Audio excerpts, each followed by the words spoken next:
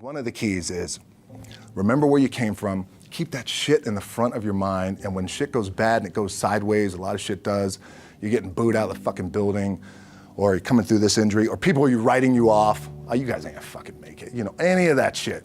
You gotta keep it in here. And it really has to, it should drive you.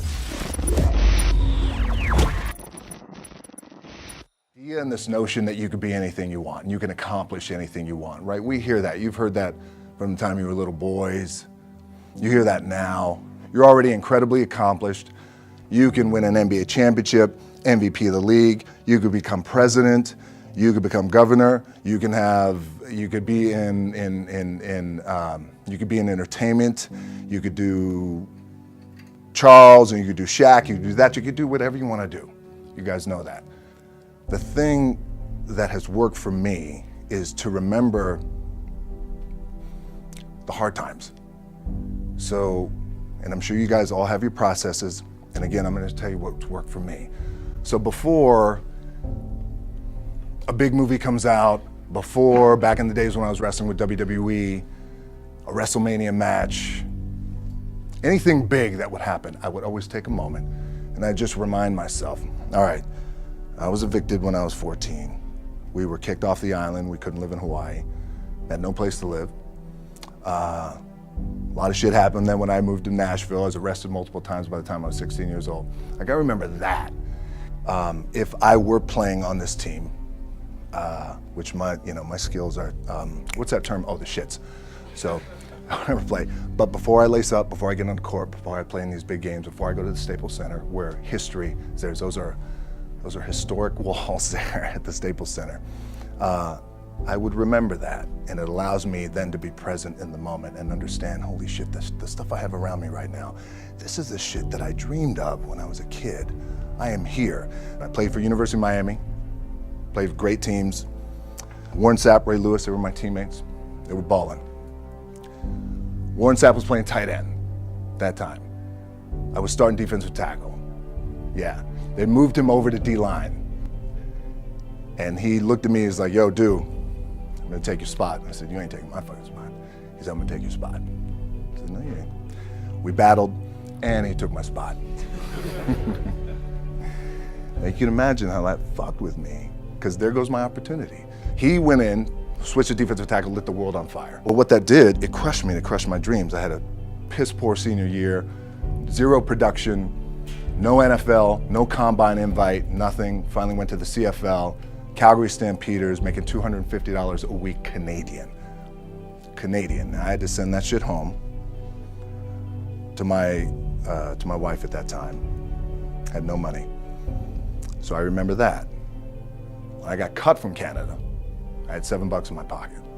And I always tell that story. So now my production company is $7, advertising agency is $7, everything is $7. So I always remember that. What helps me is to keep the hard times in the front of my mind, because it allows me to go into these big moments that I've worked my ass off, and you guys have worked your ass off. It allows me to go into these big moments with a different perspective. What it also does for me, and again, this is what works for me.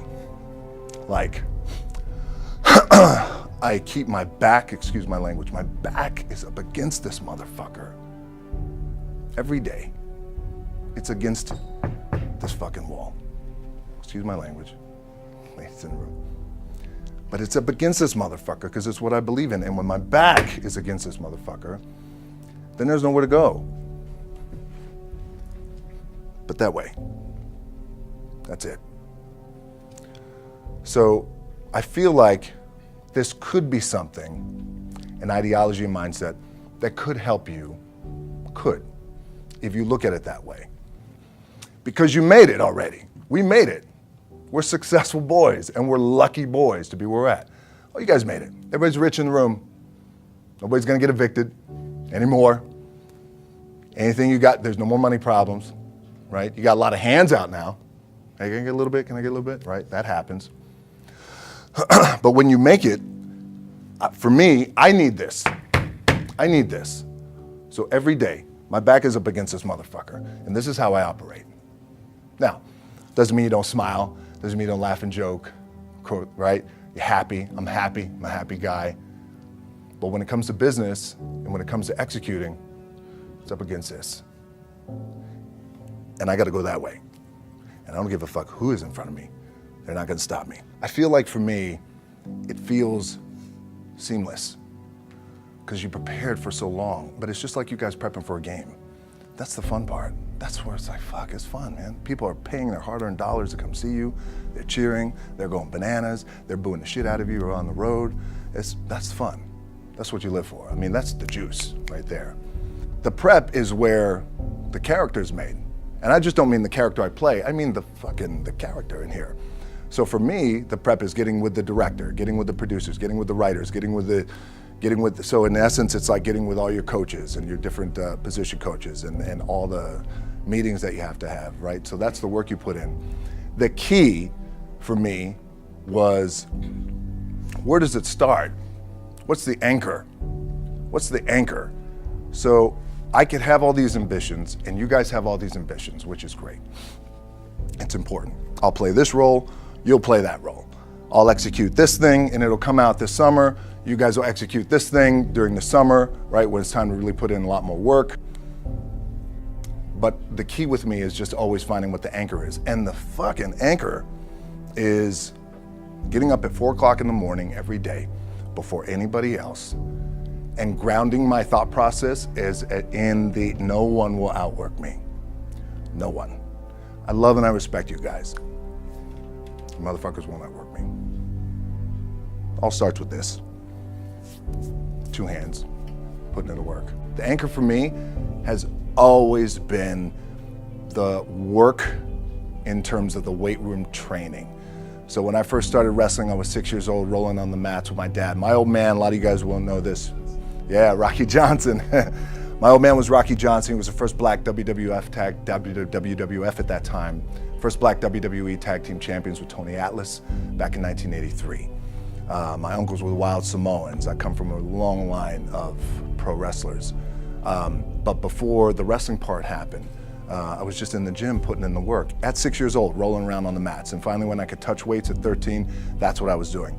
But the weight part for me and the gym part has always been, has to be the anchor. Look, at the end of the day, like again, it's the kind of stuff that I talked about at top is I have to hold on to my dad in his pickup truck came down 4 o'clock in the morning, picked me up in Miami from Tampa. We lived in a little shitty apartment in Tampa. He drove down in his little pickup truck to Miami to get me when I was cut from the CFL.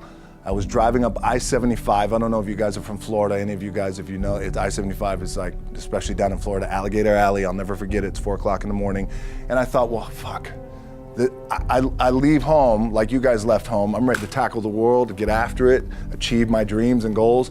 Fucking crushed by 22, 23 years old. Now I gotta move back in with my mom and dad. I played on great teams though. Wait a second, this is not supposed to be my future.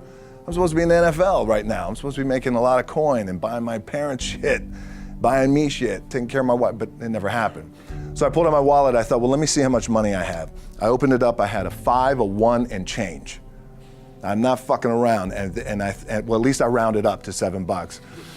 But I thought, God, ain't this a bitch? I got $7 in my pocket. Where the fuck do I go now? What do I do? I can't go back to CFL, because the point comes where you hear that voice, the big run's over. Like, you're done, right? So I heard that voice. So as Coach was saying, man, I hold on to that shit. I'm telling you, my back is up against this motherfucker. We laugh, we joke, we have a good time. Press is always fun to do. Sometimes you gotta make it fun. That's another thing. You gotta do your best to make press fun if you can. But my back is still up against this motherfucker. I do not forget it. What this also helps me do, and again, it works for me, is at some point, you gotta be fucking tired of not being number one. You have to be, and you gotta fucking play angry, and I play angry. Now, I'm cool and calm with my approach, and when I step out on my field, which is a set, or, like, there's some, and you're always gonna have haters, and haters are like, well, God damn, man, how many movies are you gonna make, or how much shit are you gonna do? Like, you do a lot of shit. I say, yes, it's my ambition. Of course, why not? I could do it. Yeah, I love what I do. And not only that, but in what world do we not work every day? Doesn't mean, it's just like you guys in the off season. You gotta work every fucking day. It doesn't end. My back is up against this thing, you know, and I started to play angry, by the way, and I still play angry. My last match, Brock Lesnar, transitioned, and I realized if I had to be great at something, I wanted to be great in this world of Hollywood and movie making and producing and entertainment, I had to commit, and like you guys have to commit. Obviously, you commit to something, commit to the goal. So I quietly retired. 2 years later, I thought, what the fuck did I do with my career? Because my movies were not doing well. I was written off. I was like, it was around 2006, 2007. I was like, God damn. I left, I pulled a Jim Brown. I left when I was on top, like #1 in the wrestling business, and I left. It was a ballsy, gutsy, some call it stupid move, but I had to commit and I had to follow what was in my gut. And at that time, I'll share this with you guys, and Will Smith is my boy, and I sat down at that time with the agency I was with, and they said, what do you want to accomplish? I said, I want to accomplish the world. I want the world, and I want Will Smith's career, and I said, and I mean this respectfully because I know he's here at this agency with us, I want to do it bigger and better. And they looked at me like I had 3 fucking heads, and they were like, okay. But I still stayed focused, and I still had still put in the hard work with my 2 hands, and that's it. And that's what it comes down to with you guys too. One of the keys is, remember where you came from, keep that shit in the front of your mind, and when shit goes bad and it goes sideways, a lot of shit does, you're getting booed out of the fucking building, or you're coming through this injury, or people are writing you off, oh, you guys ain't gonna fucking make it, you know, any of that shit. You gotta keep it in here. And it really has to, it should drive you.